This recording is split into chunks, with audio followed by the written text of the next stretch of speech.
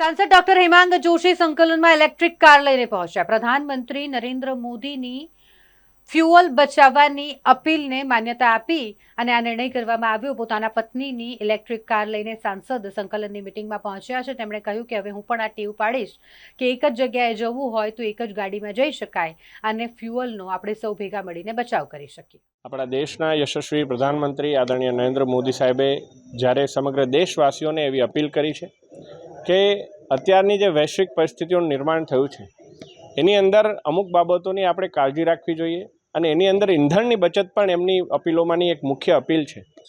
ત્યારે આજે એનર્જી સસ્ટેનેબિલિટીના અંતર્ગત આજે ઈંધણની બચત થાય એ માટે ઇલેક્ટ્રિક વ્હીકલ કે જે મારા ઘરમાં મારા પરિવારના સદસ્ય મારા ધર્મપત્ની પાસે ઉપલબ્ધ છે અને તેઓને આજે કામ અર્થે જવાનું ન હતું એટલે એમનું ઇલેક્ટ્રિક વ્હીકલ લઈને હું આવ્યો છું। અને હવેથી આ જે ટેવ છે એ હું એવી રાખીશ કે જ્યારે પણ આ વ્હીકલ અમારા ઘરે ઉપલબ્ધ હશે ત્યારે પહેલાં હું આ જ વ્હીકલનો પ્રયોગ કરવાનું પસંદ કરીશ। અને આપના માધ્યમથી તમામ નગરજનોને પણ હું અપીલ કરું છું કે જો આપની પાસે ઇલેક્ટ્રિક વ્હીકલ ઉપલબ્ધ હોય તો આપણે એનો ઉપયોગ કરીએ।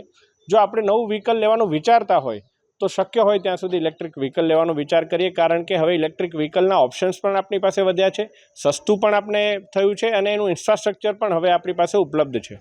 અને એના સાથે સાથે માની લો કે આપણે કોઈ એક વ્યક્તિ એક વ્હીકલ લઈને આવે, કોઈ જગ્યા પર આપણે જવું છે, એના બદલે 3-4 વ્યક્તિઓ એક જ એમના મિત્રના વ્હીકલમાં આવી અને કાર પુલિંગનો ઓપ્શન પણ એક્સપ્લોર કરી અને આપણે સૌ આ બાબતનું અનુસરણ કરીએ।